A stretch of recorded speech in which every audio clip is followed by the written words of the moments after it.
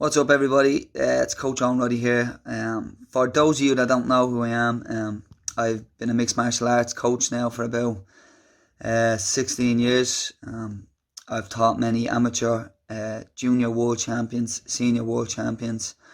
I have a very high level professional team. Most notably Liam McCourt. They're fighting and main eventing on Bellator. I also work with the pound for pound champ, the best in the world, Conor McGregor. I've been working with him with his striking for the past, for his whole career. I also have two other companies that I'm part of. Shadow Fight Goods, which is an equipment company for combat sports. We're trying to innovate on all the products that are out there. We feel that that there is a lot of opportunity to innovate on all the mixed martial arts products and combat sports products that are out there. So that's what we're trying to do with Shadow Fight Goods. And I also work with Nuka MMA. Nuka MMA is a collegiate amateur mixed martial arts organisation that is based out of the colleges in the US. It's the first of its kind, and it's going to be huge in the next year or two. So keep an eye on that as well. What am I doing myself to stay active? I'm doing a little couple of routines. I'll do a little stretching routine in the morning because I'm getting old. A bit of skipping maybe out the back. We're doing the 5K SPG Charlestown Challenge, which is a bit of fun. And then I'm getting to watch the odd fight here and there. But to be totally honest, I have a list of chores to do in this house that'll keep me going for the next 6 years, never mind next 3 weeks. At the moment I'm painting, so I'm really enjoying that, to be totally honest. It's great fun. Alright, talk to you in a bit. Cheers. Okay, paint.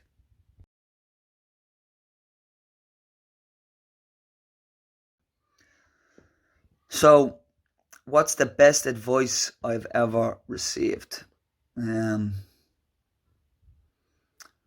Jesus, that's a hard one. I mean, I don't know. I mean, I don't know where I got this from, but when I used to fight, um, I'd be nervous and I'd be worried about fighting and stuff like that, and, worried about losing in front of your friends and stuff.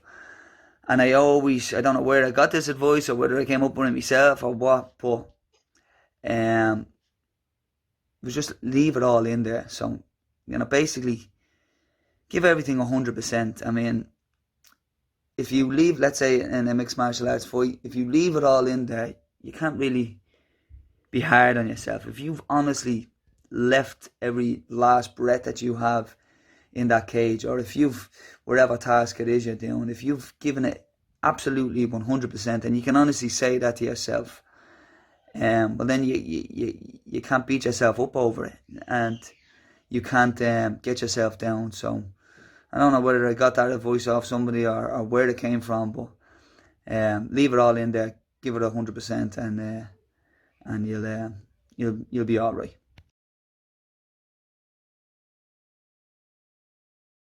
So, what is my biggest achievement in my mixed martial arts career? That's a tough one. I've been part of some amazing nights, and I've participated in some amazing nights as well. Winning titles was always very good. Achieved my black belt in jiu-jitsu was a huge one. And then obviously helping Conor in his career. So many amazing nights. What's the biggest achievement? Jesus, it's a hard one. I like to think the return, the second Diaz fight was probably my favourite, because we made mistakes in the first camp, and obviously there was a certain amount of issues that happened, and we lost, and it was a huge loss. But then the team came together, We came over we overcame our loss. We came up with a new strategy and put it to work, and then went back in there, implemented the new game plan, the new strategy, and overcame. So maybe that, but it's really, really hard to say.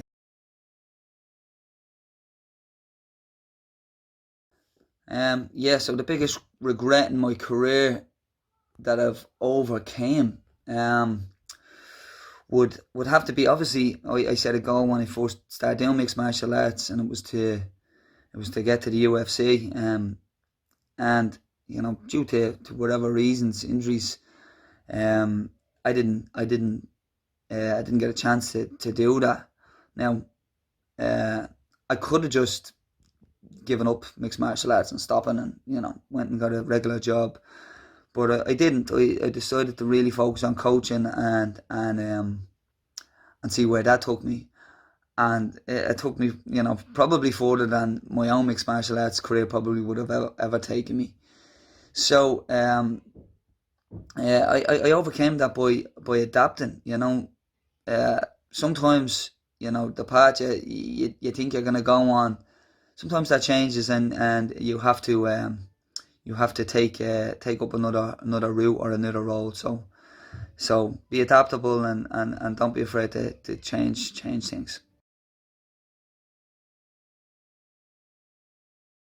Okay, so if I was to give young athletes three tips to kind of help them or help guide them in their mixed martial arts career, one would be train hard but train smart. So what I mean by that is mixed martial arts, especially when you're young in your career, there's so much to learn. So you have to train very, very hard. Okay, get those 2 sessions, 3 sessions in a day.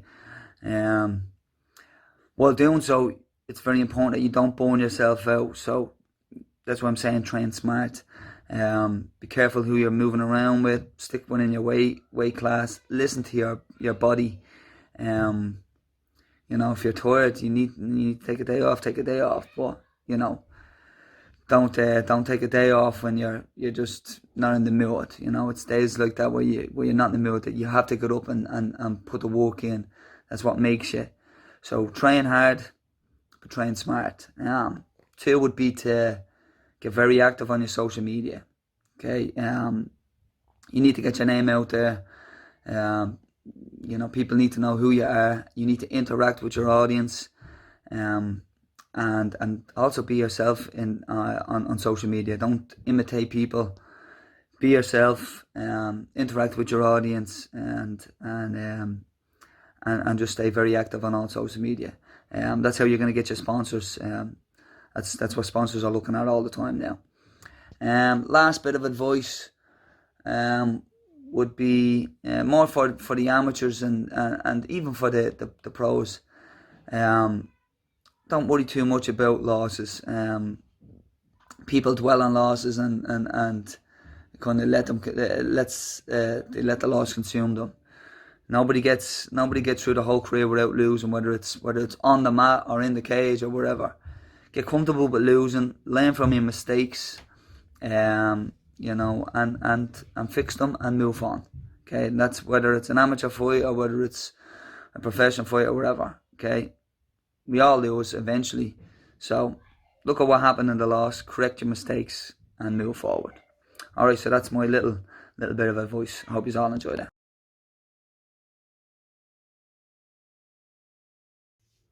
So back with one or two more questions. So the next one is, what advice would I give to a younger version of myself? Probably to train smart, like I said previously. When I was coming up competing, we trained like lunatics, sparring very hard all the time, running ourselves into the ground, sparring with different weight classes, lightweights sparring with heavyweights, and bantamweights sparring with middleweights. It was a bit crazy and a bit reckless, but it was kind of all we knew back then. So, if I could give my younger self a bit of advice, would be to train a little bit smarter.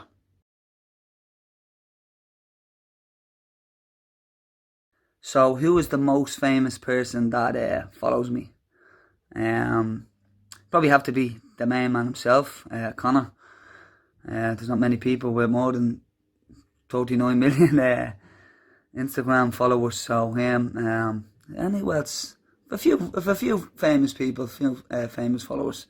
Obviously, Danny from the script that I kind of work with. Who else? Actually, Niall Horan follows me on Twitter.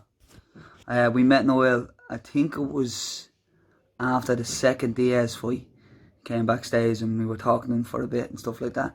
And I remember when he followed me on Twitter, my phone didn't stop beeping for about 4 days straight.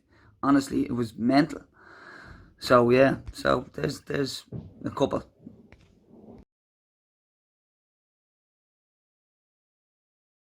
So what's the funniest moment I can remember in my career? Um, yes, there's been some classic moments. Even some of the moments in the vlogs and stuff, getting on the roller coaster and stuff like that, were hilarious. But funniest moment for me, looking back now, was when I was walking out for my title defense against, I think it was Shannon Googity, and the promoter, John Ferguson, told me to stay on stage for an extra minute. He wanted to put on like the gladiator music before he put on my actual walkout music, just to build a hype or whatever. And I got out onto the stage and I stood there. It felt like I was there for bleeding an hour. I was only there for like 20 seconds. I done a little bit of shadow boxing, then I started to feel real uncomfortable, real awkward and stuff. And then a friend of mine, locked out of his mind, O'Brien, comes over, tries to walk over to me, and he says to me, just as I'm walking out the fight, he says, "Give us a hug, Roddy, will you?" And I was like, "I can't give you a hug. I'm getting I'm getting ready to fight." And he's like, "Well, then fuck you then," and walked off, locked out of his mind. And walking down to the ring, I was a bit all over the place. But looking back now, it's bleeding hilarious. And then, mind you, when I was fighting, um, there's footage of me just about to get choked out. Now I got out of the choke eventually, but as I'm being choked out, O'Brien's not even watching the fight. He's trying to chat up a ring girl right at the side of the cage. So yeah, it was a crazy old moment. Yeah, so nice one, O'Brien.